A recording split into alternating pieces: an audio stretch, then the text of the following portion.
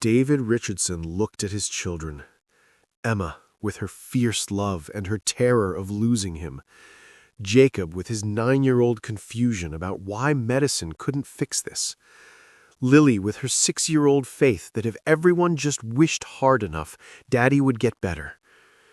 He looked at Sarah, his wife of 14 years, his partner, his love, the woman who would have to raise these 3 beautiful children alone. And then David answered the question that would break hearts around the world. More time, he said. His voice cracked on the second word. I just want more time. 2 words. And the studio fell completely silent. Because everyone knew what he meant. More time to see Emma graduate middle school, high school, college. More time to teach Jacob how to drive. More time to watch Lily lose her first tooth and learn to read and discover who she'll become. More time to hold Sarah's hand. More time to be a father, a husband, a man whose life wasn't defined by cancer and death, but by love and presence, and all the ordinary moments that suddenly become precious when you realize they're finite. More time, David repeated, tears streaming down his face now. That's all I want. More time with them. More time to be their dad. More time to love my wife. More time to see how the story ends for them, even though I know I won't. Just more time. Steve Harvey, the comedian, the entertainer, the man famous for his quick wit and perfect timing, broke down completely. He covered his face with his hands and wept. Not small tears, not professional sympathy, real gut-wrenching sobs that came from somewhere deep and human. But then something happened that nobody expected. Steve Harvey took a breath, wiped his face, looked at David Richardson with an intensity that silenced the entire studio, and made a decision that would change everything. Stop the clock, Steve said to the production team. Stop everything, right now. He walked to the edge of the stage and addressed the Morrison family, the competing team. I need to ask you something. And I need you to be honest. Do you want to keep playing this game? The Morrison father, a man named Richard, stepped forward. His own eyes were red from crying. No, Richard said without hesitation. We forfeit. Give them the win. Give them the money. Give them whatever they need. The audience erupted in applause, but Steve raised his hand. I appreciate that, but that's not enough. That's not nearly enough. He turned back to David and his family. Steve Harvey, professional entertainer, master of timing, man who'd handled thousands of emotional moments on television, stood there holding his microphone and didn't know what to say. David, Steve said quietly, his voice different now, softer. Do you want to tell us what's going on? David looked at his 3 children. He looked at his wife. He looked at Steve, and then he looked directly at the camera, at the millions of people who would eventually watch this moment, and made a decision that would define not just this game show episode, but the rest of his life. I have stage 4 pancreatic cancer, David said clearly. I was diagnosed 7 months ago. They gave me 6 to 12 months. We're at month 7 now.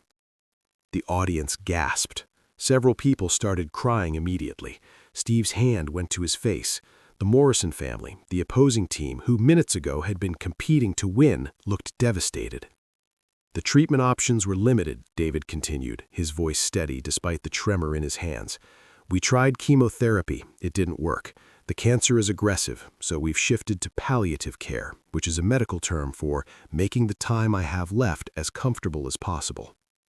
Sarah was crying now, but she stood tall beside her family. Emma had tears streaming down her face, but her jaw was set with determination. Jacob was trying not to cry and failing. Lily just held her elephant and leaned against her father's leg. My kids didn't want to tell anyone, David said. They wanted this to be a normal family trip, a normal game show experience, and I've tried to make it that for them. But Lily's right. I'm sick, and I'm trying to be brave. Steve Harvey walked away from his mark. He walked directly to the Richardson family's podium, breaking every production rule, ignoring every protocol, because sometimes being human matters more than being professional. "David," Steve said, and his voice was thick with emotion, "I'm so sorry. I'm so deeply sorry." "Don't be," David said, and somehow he was the one offering comfort. "We've had 7 months of people being sorry, 7 months of sympathy and pity and awkward conversations where people don't know what to say. I didn't want that today. I wanted to play Family Feud with my kids.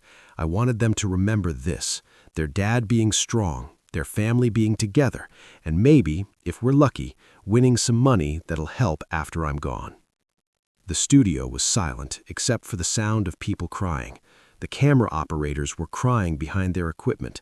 The producers in the control room were crying. The audience was openly sobbing. But the question was still on the board, and technically the game was still being played. Steve looked at the board, then back at David. "David," Steve said, "we still have one more answer to go. It's your turn, and I need to ask you the question." He paused, and when he spoke again, his voice cracked. "What do you want most in life?" This was the moment that would be replayed millions of times, the moment that would be analyzed and discussed and shared across every platform, the moment where a dying man, standing on a game show stage with his family beside him, had to articulate his deepest desire to the world. It was supposed to be a softball question, the kind that generates heartwarming answers. Family, health, happiness, love, security, success, the usual suspects. Sarah buzzed in first. "Love," she said, her voice steady. "Good answer, good answer," the Richardson family chanted. Steve checked the board. "Love." The number one answer flipped. 32 points. "Sarah takes control," Steve announced. "Richardson family, we're coming to you. You can play or pass." Sarah didn't hesitate. "We'll play, Steve." They lined up at their podium. Emma first, then Jacob, then little Lily, then David at the end. "Emma, what do you want most in life?" "To make my parents proud," Emma said without hesitation. Steve smiled. "That's beautiful. Is making parents proud on the board?" Ding! Number 5, 8 points. "Jacob, what do you want most in life, young man?" "A puppy," Jacob shouted. The audience laughed. Steve laughed. Even the opposing family laughed. "A puppy. I like this kid. Is a puppy on the board?" Zzz. Not there. "That's one strike, Richardson family." Little Lily was next. She clutched Dumbo the elephant tighter and looked up at Steve with those enormous eyes. "Lily, sweetheart, what do you want most in life?" She thought for a moment, then said in her small voice, "For Daddy to feel better." The laughter died. The studio went quiet. It was one of those moments where a child's innocent honesty cuts through all pretense and lays bare a truth that everyone suddenly realizes they should have seen. Steve's expression changed. He looked at Lily, then at David, then back at Lily. "For your daddy to feel better?" Steve repeated gently. Lily nodded. "He's sick, but he's being really brave." Sarah closed her eyes. Emma put her arm around her little sister. Jacob suddenly looked less like a 9-year-old excited about being on TV, and more like a child who'd been carrying a weight he didn't know how to put down. And then everyone's eyes turned to David. There was a pause, just a moment. Sarah's hand tightened on David's elbow. "I'm on a sabbatical right now," David said carefully, "spending more time with the family." Steve nodded, sensing there was more to the story but respecting the boundary. He turned to the children, shifting the energy. "And who do we have here? Young lady, what's your elephant's name?" Lily looked up at Steve with those huge 6-year-old eyes. "Dumbo. He's brave." "Dumbo is brave, huh? Well, you're pretty brave too, coming up here on this big stage." The audience melted. Emma smiled at her little sister. Jacob waved at the camera. For a moment, they looked like any other family competing on Family Feud, chasing the dream of winning money and having a memory to share at future family gatherings. But Sarah Richardson knew better. She knew that David had been awake since 3 a.m., managing pain that medication could only dull, not eliminate. She knew that he'd spent an hour in the bathroom that morning dealing with nausea that came in waves. She knew that he'd almost canceled this trip 3 times because he wasn't sure he'd have the strength. But he'd insisted, because this wasn't just about playing a game show. The game began normally. Standard Family Feud format. Face-off questions, families stealing points, Steve making jokes when someone gave a ridiculous answer. The Morrison family was good, quick on the buzzer, confident with their responses. The Richardson family held their own, with Emma proving surprisingly sharp at anticipating survey answers, and Jacob shouting enthusiastic support after every point scored. David played conservatively, letting his family take the lead, jumping in only when necessary. But anyone paying close attention could see he was struggling. The way he gripped the podium, the slight tremor in his hands, the careful breathing between answers. They made it to the 3rd round. The score was close. Morrison family, 186 points. Richardson family, 201 points. One more round would determine who went to fast money. Steve walked to center stage with the card for the next question. The studio audience leaned forward. This was the moment where games got decided, where families either pulled ahead or fell behind. "All right, folks," Steve said, building the tension. "This question is worth triple points. David and Sarah, come on down for the face-off." David stood at his podium. Sarah stood at hers on the opposite side. They made eye contact across the stage. A whole conversation happened in that glance. Love, fear, determination. 1,000 shared memories, and a future they both knew would be shorter than they'd planned. Steve looked at both of them, building the moment. Then he read the question that would change everything. "We surveyed 100 people. Top 7 answers on the board. What do you want most in life?" Steve Harvey asked, "What do you want most in life?" The father looked at his 3 children standing beside him. His voice cracked. "More time." 2 words, and the studio fell completely silent, because everyone knew what he meant. It was Thursday, October 12, 2023, at the Family Feud Studios in Atlanta, Georgia. The morning production meeting had been routine. 2 families scheduled, standard questions prepared, and the crew running through technical checks like they had done thousands of times before. Nobody knew that in less than 3 hours, this ordinary recording day would become the most emotionally devastating moment in game show history. The atmosphere in the studio that morning was exactly what you'd expect. Bright lights, colorful set, the iconic Family Feud board gleaming under studio lamps, and an audience buzzing with that electric anticipation that comes before every taping. Steve Harvey walked onto the stage wearing a sharp navy suit, his signature smile already in place, ready to deliver the humor and warmth that had made him America's favorite game show host for nearly 2 decades. On the left side of the stage stood the returning champions, the Morrison family from Ohio. They'd won the previous episode and were back to defend their title. Standard procedure, nothing unusual. But on the right side stood the Richardson family, and from the moment they walked onto that stage, something felt different. David Richardson was 41 years old, tall, with kind eyes, and a smile that seemed to take effort. His wife, Sarah, 39, stood beside him with her hand perpetually near his elbow, a subtle gesture of support that most people wouldn't notice, but spoke volumes about what they were going through. Their 3 children completed the family lineup. Emma, 12, with her father's eyes and her mother's fierce protective energy. Jacob, 9, bouncing with excitement at being on television, and little Lily, 6, holding a small stuffed elephant that she refused to leave backstage, despite the producer's gentle suggestions. David wore a button-up shirt that hung slightly loose on his frame. If you looked closely, really looked, you could see the signs. The hollowness in his cheeks that comes from rapid weight loss, the careful way he moved, like every action required conscious thought, the medical alert bracelet barely visible under his sleeve. But in the bright chaos of a game show studio, most people didn't look that closely.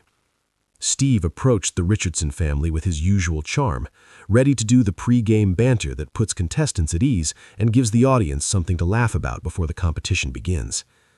"All right, Richardson family from Charlotte, North Carolina." Steve's voice boomed through the studio. "Welcome to Family Feud.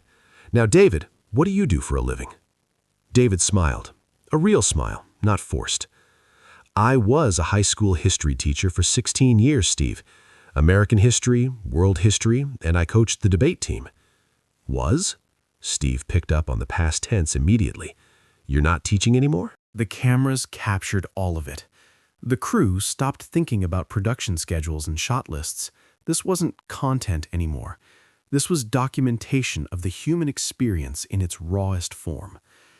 Steve shared his own story about losing his mother, about the grief that doesn't go away but changes shape, about learning that legacy isn't about how long you live, but how deeply you love. David, Steve said, you asked for more time, and I wish I could give it to you. But what you've already done, what you're doing right now, is creating a moment that your children will carry forever. They're going to remember this day, not because of cancer, not because of dying, but because their father loved them enough to be vulnerable, to be real, to show them that even in the face of death, we get to choose how we live. Then Steve made an announcement that would transform this moment into a movement. Starting today, Steve said, looking directly into the camera, the Steve Harvey Show is launching the More Time Foundation. We're partnering with hospitals across the country to grant wishes for terminally ill parents who want to create final memories with their children. Whether it's a trip, an experience, or just resources to make their remaining time easier, we're going to help families have more time that matters. He looked at David. You're the first family, but you won't be the last. Your story is going to help thousands of other families who are going through what you're going through. David Richardson, dying father, history teacher, husband, broke down completely. Sarah wrapped her arms around him. The children piled on, and the Richardson family stood there on a game show stage, holding each other, crying together, and somehow, despite everything, healing together. The episode never aired in its original game show format. Instead, ABC released a 90-minute special called More Time, a family feud story that premiered 3 weeks later. 42 million people watched it live. It became the most-watched non-sports program of 2023. But more importantly, it sparked a movement. Within 48 hours of the special airing, the More Time Foundation received over $8 million in donations. Within a week, that number hit $25 million. Major corporations partnered with the foundation, hospitals reached out to collaborate, and thousands of families wrote in sharing their own stories, their own need for help, their own desire for more time that matters. David Richardson lived 4 more months after that taping. He passed away on February 9, 2024, at home, surrounded by his family. But in those 4 months, the foundation granted him and his family experiences they never could have afforded otherwise. A trip to Disney World, a private beach house for 2 weeks, professional photography sessions to capture memories, music lessons for Emma, who wanted to learn guitar because her father loved music, therapy for Jacob to help him process his grief, and for Lily, a library of books that her father recorded himself reading so she could hear his voice reading her bedtime stories for years to come. David, you said you want more time. I can't give you that. I'm not God. I can't heal you. I can't stop what's happening to your body. Steve's voice grew stronger. But what I can do is make sure that the time you have left and the time your family has after you're gone is different, is better, is marked by something more than just loss. Steve Harvey pulled out his phone right there on stage in front of everyone and made a call. Marcus, Steve said into the phone, it's Steve Harvey. I'm on set right now and I need you to do something for me. No, right now. It can't wait. The studio watched in confusion and awe as Steve Harvey, in the middle of a taping, conducted what appeared to be a business negotiation. I need you to set up a trust fund today, this afternoon, for a family here. David Richardson, his wife Sarah, and their 3 kids. Steve listened for a moment. I don't care what the tax implications are. I don't care about the paperwork. Make it happen in the next hour." He hung up and looked at David. "That was my financial manager," Steve said. "We're setting up a fund for your family. Education, medical bills after you're gone, living expenses. It's handled." Sarah's knees buckled. Emma caught her mother. David stared at Steve like he couldn't process what he was hearing. "But that's not all," Steve continued. He addressed the audience and the cameras. "We're going to do something unprecedented. This episode isn't going to be about a game show. It's going to be about something bigger. We're going to use this platform to help David and his family create memories that'll last beyond his lifetime." Steve turned to the producers. "Cancel the rest of today's taping. Clear the schedule for the next 3 days. We're doing something different." Then Steve Harvey did something that would become legendary. He invited the Richardson family to sit down with him right there on the stage, and for the next hour they talked.